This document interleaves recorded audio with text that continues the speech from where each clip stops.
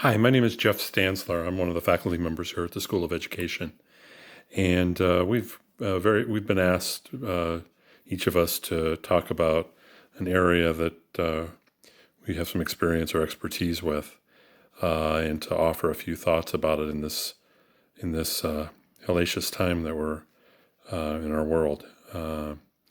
What I was asked to talk about was how my teachers encourage productive discussions in remote environments, and I was asked that, I think, because I had a group that facilitates a number of web-based writing projects, several of which use simulation to engage middle school students with peers, high school students with peers.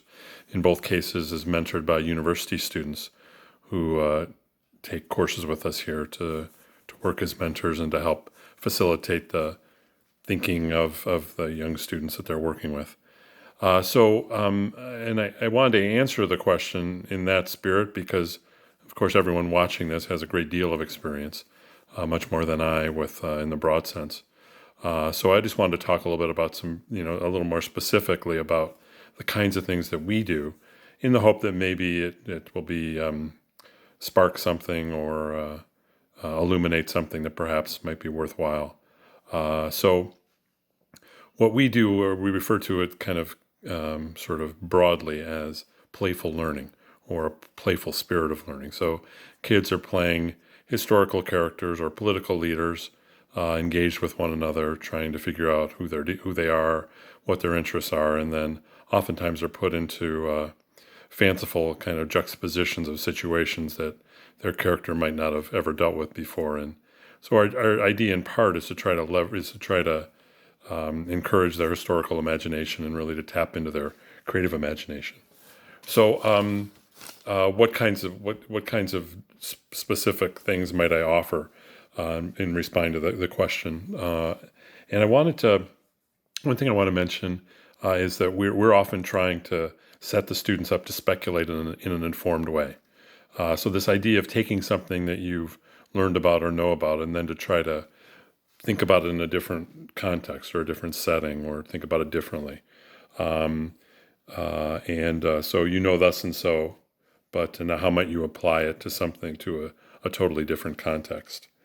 And I'll extend that a bit more, particularly in the simulation projects, where part of what the projects trade on is the enchantment of the engagement of people having conversations that would never have been able to happen before. So Barack Obama and Napoleon are talking about climate change, and so we obviously can't turn to either of those students and say, all right, so what did Barack Obama really say to Napoleon when they talked about climate change in 2020?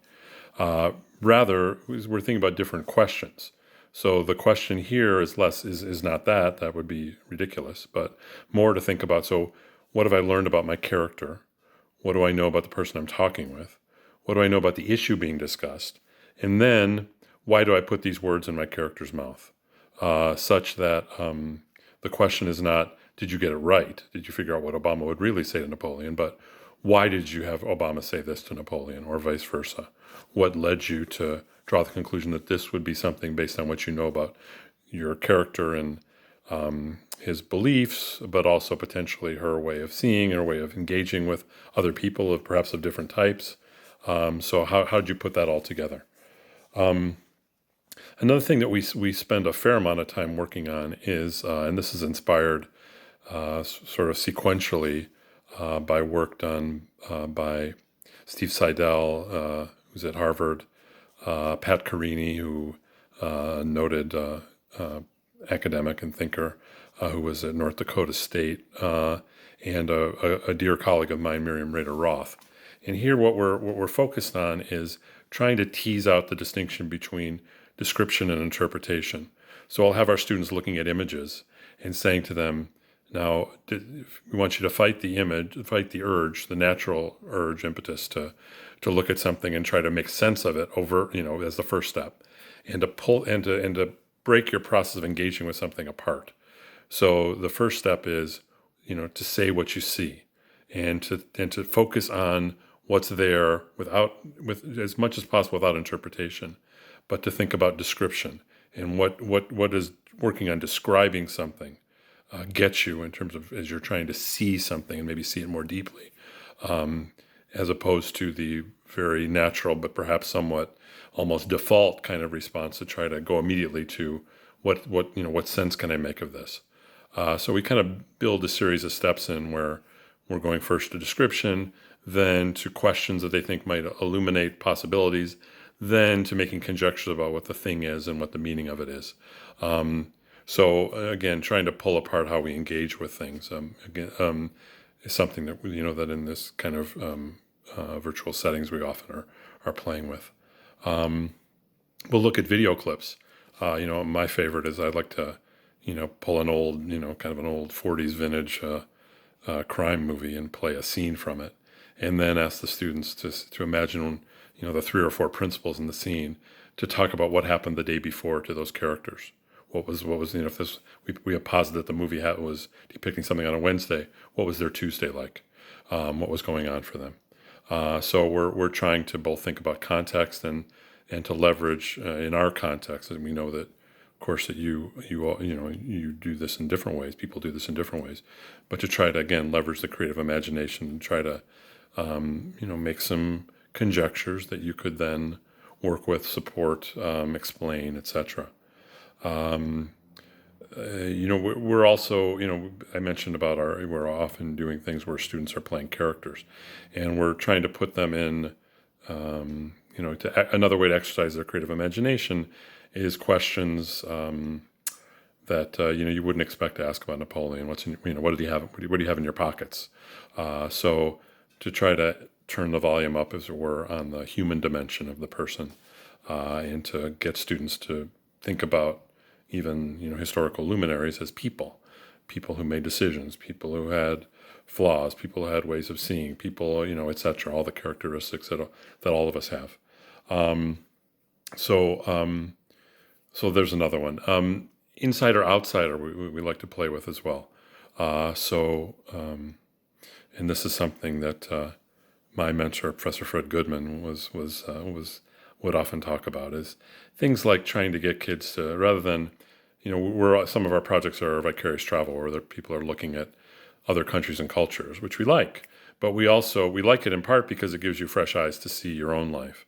We hope, and so we might play with that kind of insider outsider kind of thing by asking kids to talk about how you would describe your own community to someone who just landed here from another planet or something.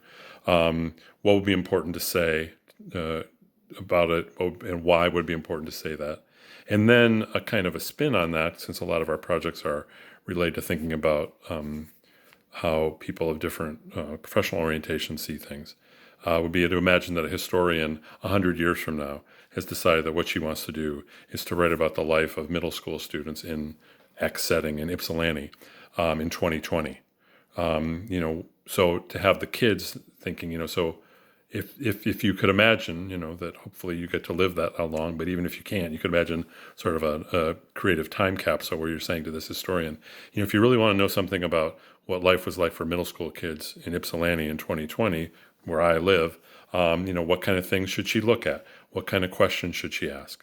Again, so to try to take, in this case, the idea of the work that a historian does and to contextualize it very specifically, so that one's sort of not just putting other people or other countries or other historical settings under the microscope, so to speak, but thinking about their own historical setting and their own context in which they live, and what how they would work on describing it, and what's significant about it, and if you were going to try to give someone some sense of what things are like.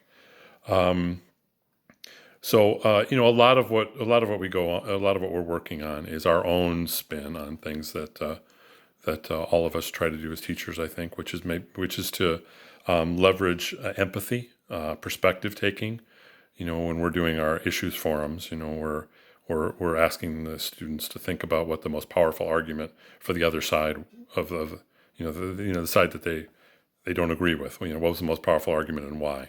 So that hopefully we can push a little bit more in the direction of other ways of seeing that that get named and articulated, so that part of the task becomes trying in very conscious ways to, to put yourself in a position where where you're very actively seeking how answers to the question of how the world looks to someone who sees things very differently from the way that I do. So those are some examples of the kinds of things that we do in our setting, that I hope might be of some use to you as you wrestle with this strange this strange way of doing teaching and learning that we're engaged in right now. One other thing I'll mention, just and this is selfish, but maybe of interest to people listening to this. My group runs a series of web-based writing projects for middle school and high school students in the fall and the winter every year. And if anyone's interested, any of you are seeing this or interested, you can go to icsmich.org to see the various projects we run. They're available for free, and we'd love to bring some new teachers onto the network. So if we've piqued your interest, if I've piqued your interest, please have a look and reach out to me if you're interested in taking part in one of our projects. All right, thank you.